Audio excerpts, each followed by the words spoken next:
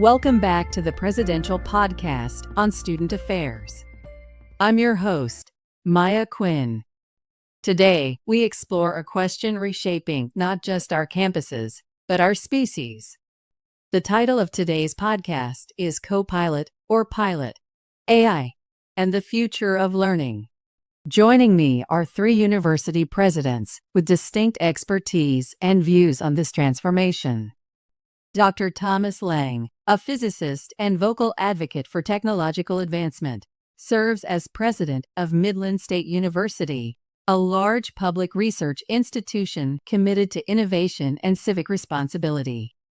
Dr. James Whitmore, a historian who brings perspective from centuries of educational and technological change, leads Brookhaven College, a small, private, elite institution on the East Coast known for its academic rigor and enduring traditions. And Dr. Monica Alvarez, a scholar of business ethics and comparative religion, is president of St. Bridget's University, a mid-sized Catholic liberal arts college in the Midwest, with a mission grounded in faith, ethics, and service. Dr. Lang, let's begin with you. As a physicist, you've welcomed AI's acceleration into higher education. Why? Because we're finally seeing a tool that matches the scale of the questions we ask in higher ed. AI can tutor every student, personalize learning, break through barriers of access. This isn't just automation, it's amplification. I believe the future belongs to universities that embrace AI as a collaborator, not a threat. Dr. Whitmore, your field teaches us to tread carefully with innovation. Are we repeating historical mistakes? The printing press democratized knowledge, but also spread propaganda. The radio educated millions and empowered demagogues. Every transformative tool comes with a dual legacy. My caution isn't anti-AI. It's pro-context. We must ask, who controls the algorithm? Who is invisible in the training data? What does it mean to know something when a machine can simulate that knowing? Dr. Alvarez, your recent essay went viral. The prompted mind is not the educated mind. What are you warning us about? That we are outsourcing the soul of learning. Prompt engineering is becoming the new literacy. Those who can shape AI get answers, while those who can't are left behind. But education is not supposed to be transactional. It's relational. It's struggle. If we forget how to think without a machine, we forget how to be human. Dr. Lang, do you worry we're privileging students who already have digital fluency? Of course I worry, but that's why we need to expand digital access and integrate AI ethically. This isn't about letting machines replace us. It's about redefining what mastery looks like in a world where information is instant. Prompt literacy is still literacy. Our job is to teach students how to ask better questions. Dr. Whitmore, how should institutions respond to the speed of change? With humility and memory. We should remember that revolutions often reward the fast and punish the reflective. Let's not dismantle the Socratic method for a chat window. AI can be a tool for engagement, but only if we remain the authors of our pedagogical purpose. Dr. Alvarez, some say your concerns verge on technophobia. Are you resisting the inevitable? No, I am resisting the inequitable. Technology doesn't have to erase wonder. But right now, we're creating a world where learning means knowing the right prompt, not understanding the underlying truth. What happens to the student who never learns to think without autocomplete? Let's bring this to the students. What should we teach the next generation about AI? I will address the title of this podcast today. AI is a co-pilot, not the pilot. AI is not here to replace your thinking, but to expand its range. It reflects our strengths, our flaws, and our assumptions, and when used wisely, it magnifies our capacity to imagine, design, and solve problems in ways we couldn't before. But the real future belongs to those who remain curious, who know how to collaborate with these tools creatively, and who are willing to break the mold. If students simply mimic what AI does, they become spectators. If they shape it with intention, they become pioneers. Their future depends not on following instructions, but on asking bold, original questions that machines can't anticipate. That history is watching, and it always has been. Every generation greets its newest technology with both awe and amnesia. We forget how quickly today's tools become tomorrow's norms. And that's why I hesitate with metaphors like co-pilot. Yes, the pilot is in charge, but the co-pilot isn't just there for support. The co-pilot can take over the controls at any moment. And in many classrooms today, that's already happening. Just a few years ago, the best our so-called co-pilot could do was beat us at chess or Go. Now it can write our essays, grade our exams, simulate our voices, and mimic our reasoning. It doesn't just assist the thinking process, it begins to replace it. That's not necessarily dystopian, but it is a fundamental shift. Students must understand that every tool changes the toolmaker, and with AI, the speed of that transformation is unlike anything history has seen. So the question isn't just how we use AI, but what we're becoming as we use it. That silence matters. That wisdom is not always loud, instant, or automated. We are teaching a generation to value speed over reflection, answers over questions, and convenience over contemplation. But education should also teach restraint, the ability to sit with uncertainty, to wrestle with a hard idea without outsourcing the struggle. Not every question needs a quick answer, and not every insight should be prompted by an algorithm. We must protect the fragile, essential art of thinking alone, because when we lose that, we don't just lose our educational systems. We lose something fundamental about what it means to be human. The future belongs to those who can collaborate creatively with AI, not those who fear it. Prompt literacy is still literacy, just in a new dialect. Again, AI is a co-pilot, not the pilot. But the metaphor of co-pilot is already doing cultural damage. You're not just introducing a tool, you're equating it with a person. A co-pilot can take over. In fact, it's designed to. And that's exactly what's happening. 10 years ago, the best I could do was win a chess match. Today, it can compose your syllabus, summarize your sources, and even write a graduation speech. That's not collaboration, that's substitution. Are we really preparing students to think, or just to delegate? Delegation has always been part of progress. We delegated calculation to calculators. We delegate navigation to GPS. Are you nostalgic for road atlases and long division? I'm not saying AI should think for us, but it can certainly think with us. And if we teach students how to question more deeply, how to use AI as a thinking partner rather than a replacement, then we evolve with the machine. But what if students stop questioning altogether? What if AI becomes not a partner but a parent, a source of comfort, instant answers, and no resistance? You both talk about tools, but students aren't just learning to use them, they're being shaped by them. And this particular tool rewards speed, surface, and fluency in manipulation. You want to teach students how to prompt? Fine. But who teaches them how to wonder? Who teaches them how to be alone with a question without outsourcing the discomfort? That's a fair challenge, but discomfort is not a virtue in itself. I don't want students to struggle just to prove they're human. I want them to build, to discover, to reach farther, and AI accelerates that. We're not replacing human thought. We're scaffolding it. But scaffolding becomes crutches, and crutches shape posture. You say evolution, I hear erosion. When Socrates warned against writing, he feared it would erode memory. He was right. But he underestimated what writing would give us in return. We have to ask the same now of AI. What are we gaining? And what are we forgetting to mourn?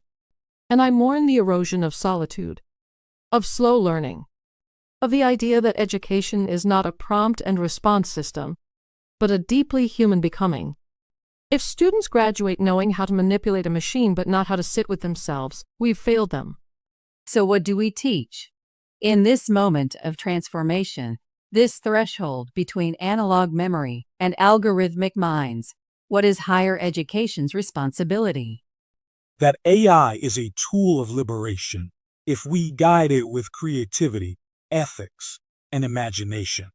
We must teach students not just how to use it, but how to shape it, how to question its assumptions, and how to collaborate with it to solve real problems, from climate modeling to curing disease.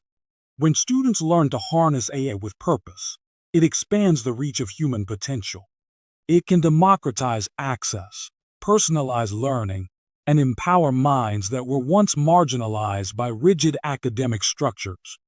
But it's on us to ensure that liberation doesn't become indulgence. The key is not in rejecting the tool, but in mastering its use with integrity and vision. That AA is a mirror, and we must watch what it reflects back at us. Education isn't just about transmission, it's about transformation, and what we choose to automate reveals what we believe is worth preserving. If we outsource curiosity, reflection, even empathy, then we've automated not just learning, but being. Students must be taught to look at AI as a product of culture, a reflection of power, bias, and design. Who trains it? Who owns it? Who benefits? These are not extracurricular questions, they're foundational. We don't just teach them how to use AI. We teach them how to interrogate it. That AI is a temptation, and the soul of education is learning when not to reach for it. It offers immediacy, fluency, ease, and it's in that very ease where I see the danger. We must teach restraint as much as capability, that it's okay to be confused, that not knowing is not failure, it's the birthplace of insight. AI is seductive because it feels like thinking, but real thinking is slow, relational, sometimes agonizing, and deeply human. If we give students only tools, we raise technicians. If we give them silence, struggle, and wonder, we raise thinkers. 3 answers, 3 visions. A tool of liberation. A mirror of our values. A temptation we must learn to resist. Perhaps the future of education is not a single road, but a braided path, part human, part machine, and still, at our best, guided by conscience. Let me bring this into sharper focus. We've spoken about ideas, but let's talk policy. What guidance are your institutions giving students on AI? What should an incoming freshman know about using it responsibly? And what about a doctoral candidate standing at the edge of original research? How do each of them incorporate AI into their education without compromising their growth or their integrity? We've taken the approach of transparency and scaffolding. For undergraduates, especially first-year students, we offer orientation modules on responsible AI use, what constitutes plagiarism, how to cite AI assistance, and most importantly, how to think with AI, not through it. We encourage experimentation, but with reflection. For graduate students, it's more advanced. We expect them to disclose AI usage in their methods sections, whether they're generating literature summaries, refining research questions, or simulating models. Our stance is clear. AI is a tool, not an author. You can use it to illuminate complexity, but you can't outsource your scholarly voice. At my institution, we're developing a tiered framework. For freshmen, it's about building judgment. We remind them, I can help you get the answer, but it can't teach you why that answer matters. So we focus on writing from scratch, critical reading, and analog thinking, yes, even handwriting essays at times. For doctoral candidates, the bar is higher. We allow AI tools, but we demand disclosure and defend the value of slow research.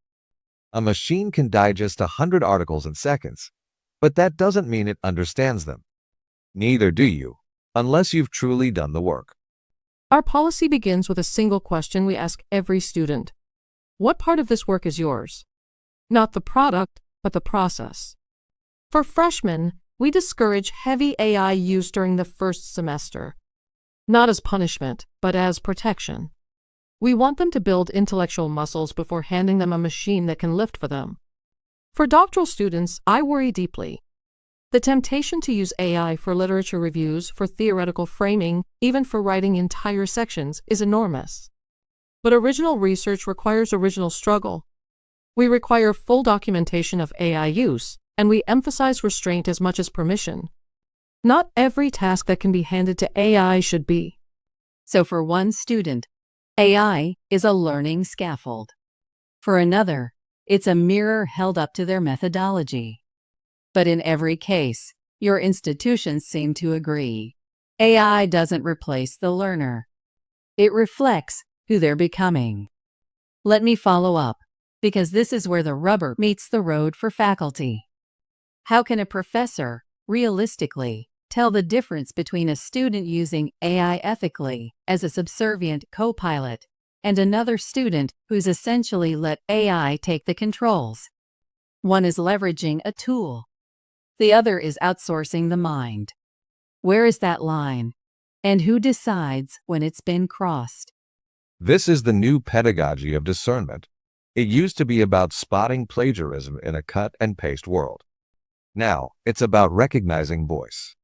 I tell my faculty, assign work that reveals thinking, not just content.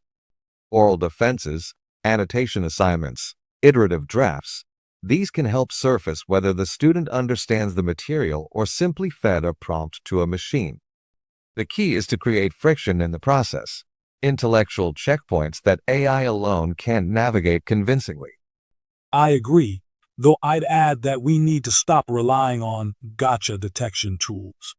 Instead, we train faculty to ask better questions, questions that require personal reflection, synthesis across disciplines, or problem solving that doesn't fit cleanly into an AI-generated pattern. AI can simulate a paper, but it struggles to simulate insight, especially if we're asking the student to connect the material to their own experiences or to current, dynamic events. The professor doesn't have to be a detective. They just need to be a designer of meaningful, AI-aware pedagogy. But let's not underestimate the scale of the challenge. AI can write beautifully structured, seemingly insightful essays now. So faculty must stop grading only the product and start grading the process. Who showed their thinking? Who took intellectual risks? Who revised with intention? We also ask faculty to create space for reflection journals, moments where students discuss not what they wrote, but how they wrote it. When a student can articulate their cognitive path, you know they're still driving. But if they can't say why a sentence matters or how a source shaped their thinking, then the pilot's seat is empty and the plane flew itself. Dr. Whitmore, let me push back for a moment. You said oral defenses, annotation assignments, iterative drafts. These can help surface whether the student understands the material or simply fed a prompt to a machine. But isn't the truth more stark? In this new reality, isn't the only way to truly ensure a student hasn't relied on AI to have them defend their work in person, orally, in front of faculty and peers? Everything else, papers, annotations, even drafts, could be AI-assisted or even fully AI-generated.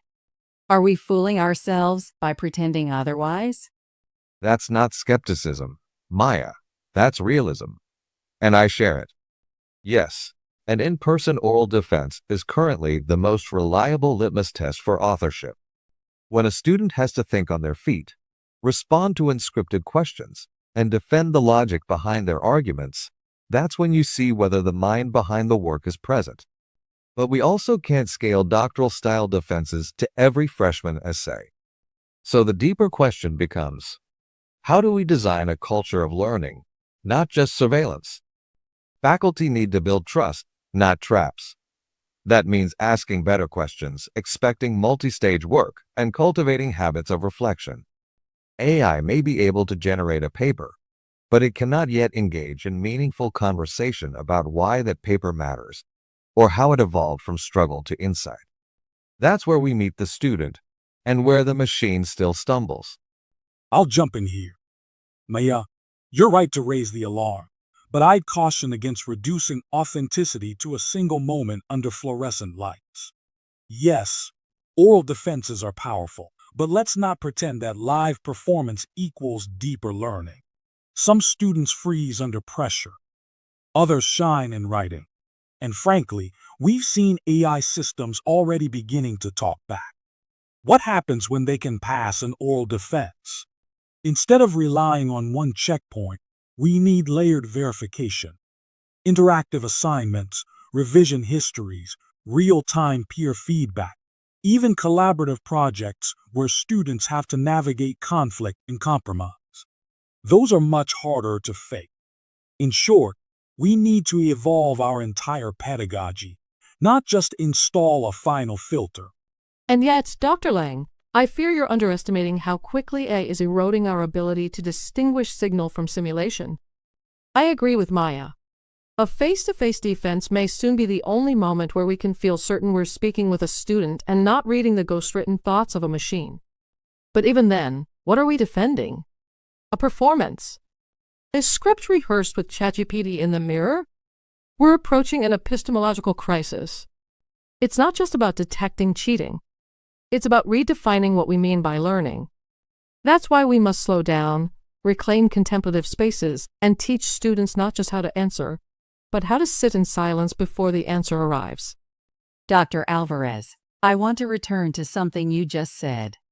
You warned, we're approaching an epistemological crisis. That's a striking phrase, and I don't want it to slip past our listeners. Can you explain what you mean by that, in concrete terms? What is this crisis? And why should students and faculty care? Of course, when I say we're facing an epistemological crisis, I mean that we're losing clarity about what counts as knowledge and, more dangerously, how we come to know anything at all.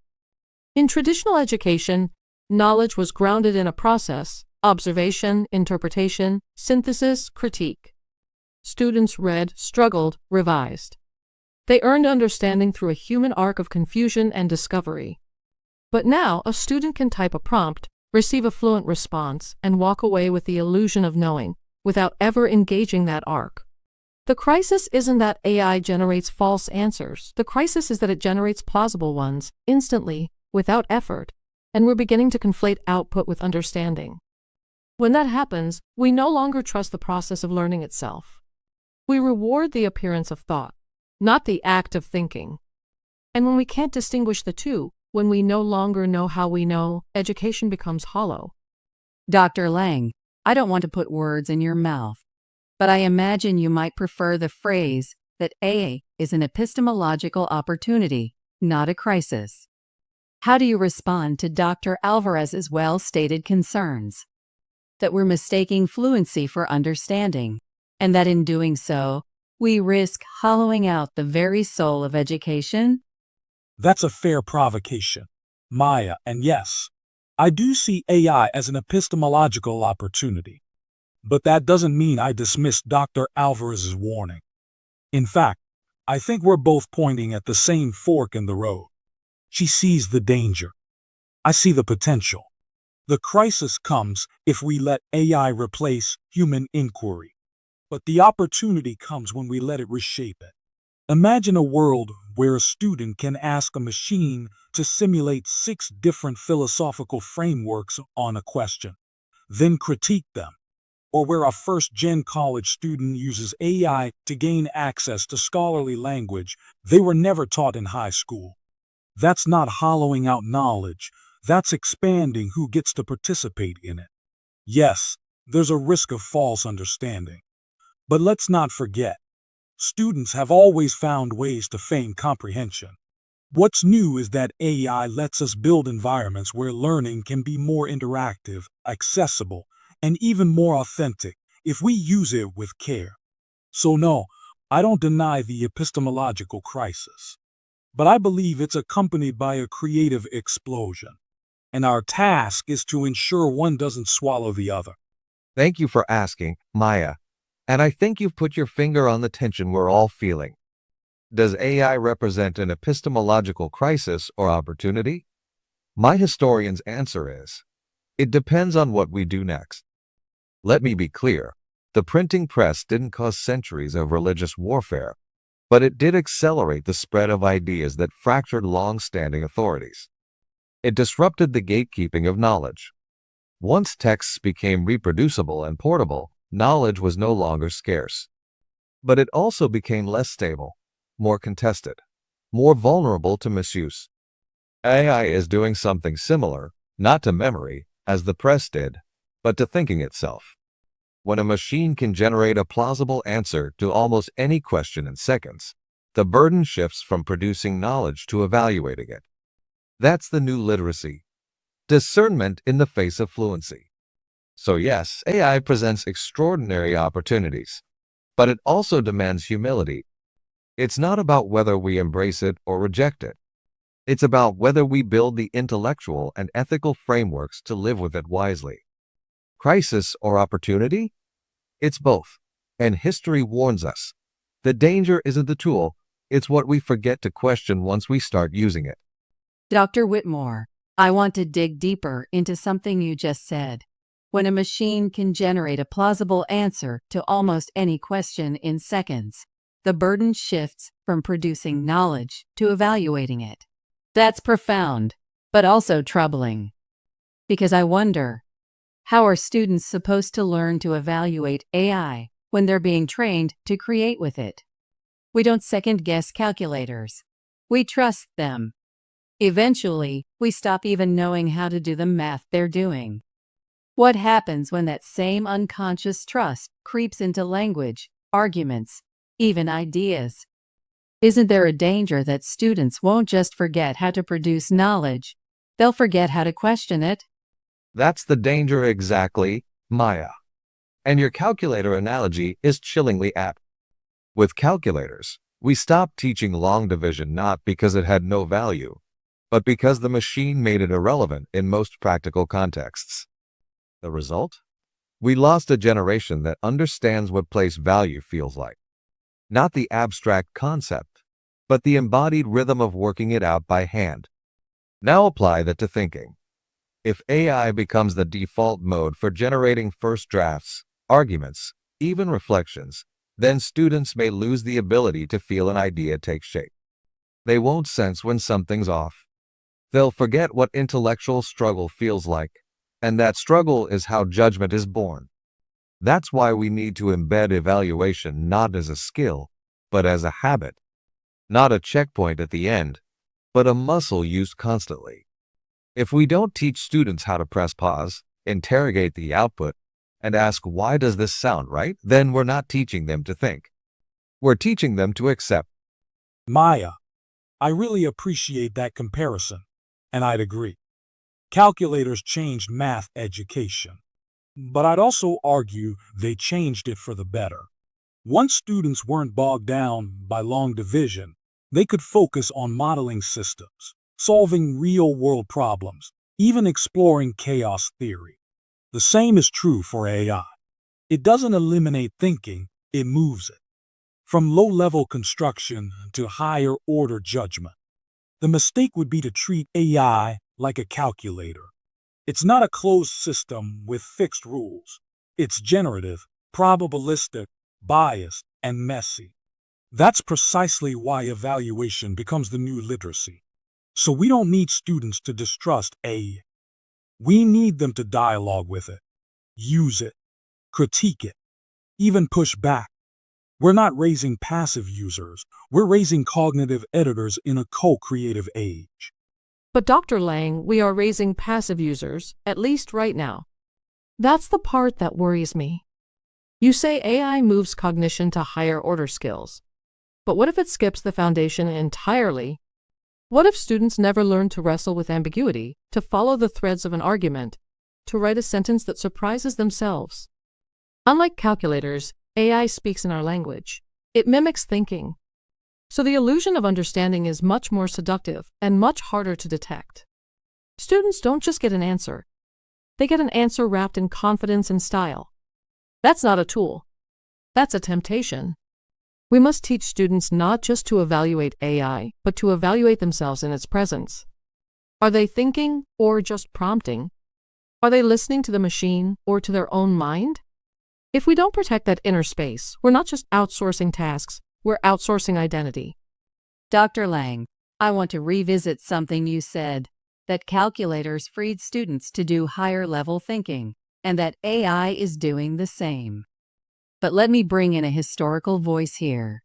In his book Engineering and the Mind's Eye, Eugene Ferguson, writing in the early 1990s, long before generative AI, argued that the rise of computers was actually undermining engineers' ability to develop an intuitive grasp of physical systems. He warned that students were beginning to trust simulations and numerical models without really understanding the principles behind them, because they were never trained to see the system in their mind's eye. He believed that visualization, approximation, even gut instinct were essential to good engineering, and that those were being lost. So my question is, do you agree with Ferguson's concern? And when you talk about AI as scaffolding, hasn't it also scaffolded this problem, where students are building higher, but on foundations they never truly formed? That's a powerful point, Maya, and I've read Ferguson. He's right to say that intuition matters. In fact, I'd argue that any over-reliance on external tools, whether it's a computer, a formula sheet, or now an AI model, runs the risk of disconnecting learners from the embodied, sensory dimension of knowledge. Engineers need to feel torque in their gut, not just see a stress diagram on a screen. But I'd also say this. The problem isn't the tool, it's how we integrate it. Ferguson wasn't condemning computation. He was warning us not to let it replace visualization. The same is true of AI. If we treat it as an answer machine, yes, we're in trouble. But if we design learning experiences that require students to visualize, to prototype, to explain in their own words what the AI is doing and why, then we can actually reclaim that intuitive layer. So yes, AI can scaffold bad habits, but it can also scaffold good thinking if we set the terms. It's up to educators to make sure students aren't just using AI, but using it to see more clearly, not less. I'm glad you brought up Ferguson, Maya, because his point goes beyond engineering. He's describing a deeper crisis of embodiment. When students stop trusting their own senses, their own struggle to arrive at understanding, they become dependent, not just on tools, but on authority they can't interrogate. Whether it's a simulation or a chatbot, if the output looks polished, students accept it. And let's be honest, most institutions are not redesigning courses to help students visualize or wrestle or even pause. They're overwhelmed. They're defaulting to convenience. So while I appreciate Dr. Lang's idealism, I fear we're not scaffolding deeper thinking, we're short-circuiting it. AI won't just do their homework. It'll do their wondering. And that's a loss we can't afford. I'd echo both of you. Ferguson's argument still resonates because he understood that seeing is not the same as knowing, and simulation is not the same as understanding. But I'd also remind us, this problem didn't begin with AI. Every generation has wrestled with a widening gap between mental models and technological tools. We've long outsourced memory, then arithmetic, then map reading, and now we're outsourcing synthesis and reflection. The difference now is the scale. AI doesn't just accelerate that trend, it hides it. It cloaks its processes. Students can't see what's under the hood. So the burden falls on us, as educators, to pull the curtain back. To teach not just content, but metacognition. How do you know when you understand?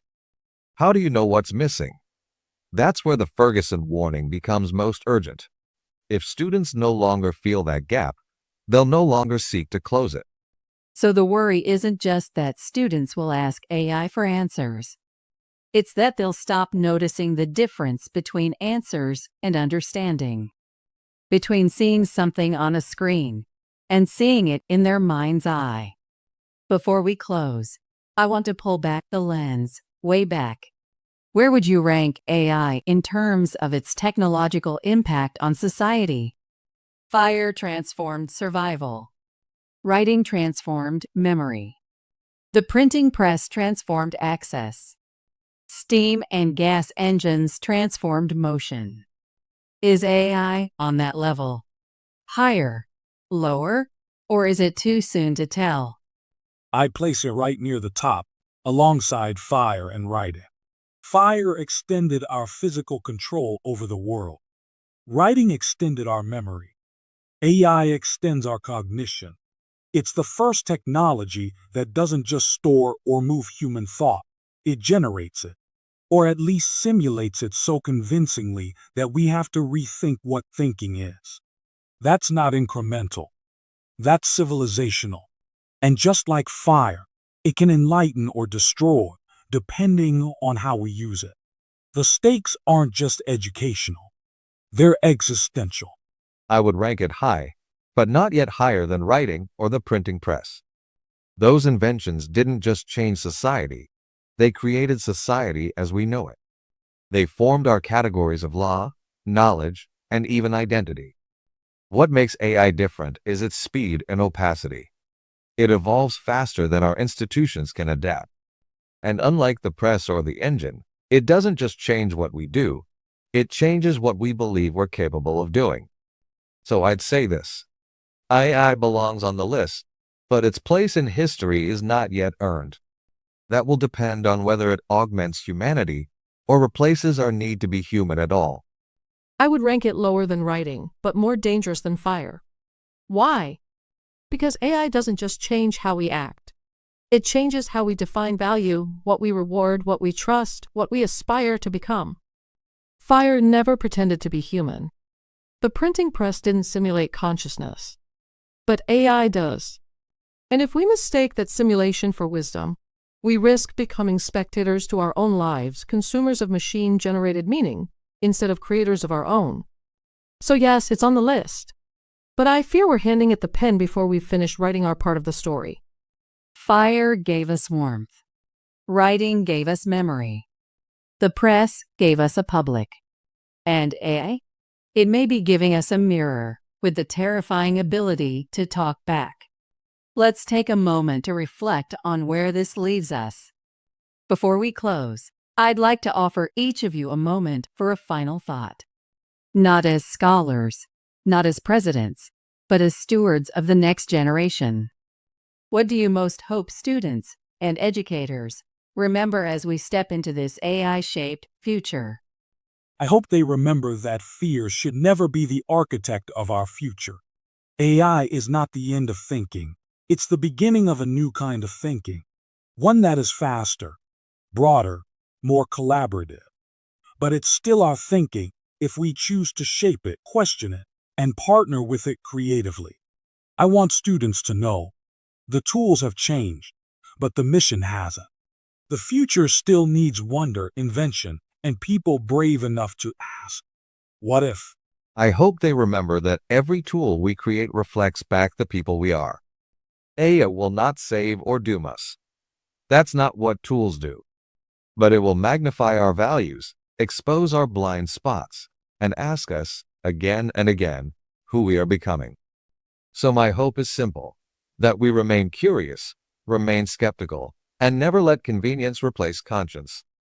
The past doesn't predict the future, but it teaches us what questions we must never stop asking. I hope they remember how to be alone with their own thoughts. Because that's what's most endangered. Not knowledge, not skill, but the slow, quiet labor of reflection, the kind that makes you not just a better student, but a fuller human being. If it takes over the space where uncertainty once lived, we lose something sacred. So my final hope is this. May students learn when to use the machine and when to close the laptop, sit in silence, and ask themselves, what do I truly think? 3 presidents. 3 perspectives. There is only one future. AI is a question still unfolding. Thank you, all of you, for leading us with honesty, with urgency, and above all, with care. We called this episode Co-Pilot or Pilot, AI and the Future of Learning. Because that's the question we keep circling. Is AI here to assist our thinking or replace it? To elevate our insight or shortcut our struggle? In the cockpit of education, we still have a choice. We can let the machine take over, or we can learn to fly differently with intention, with awareness, and with our human hands still on the controls. The future may not belong to those who have the best answers. It may belong to those who still know how to ask real questions, and who remember how to sit in silence before a machine that always seems to know. Thank you, Presidents Lang, Whitmore, and Alvarez, for a conversation as rigorous as it was urgent. I'm Maya Quinn. This is the Presidential Podcast on Student Affairs. Until next time, don't just prompt. Pause. Ponder. Pontificate. And don't forget how to fly the plane yourself, because even the best co-pilot can't feel the wind the way you do.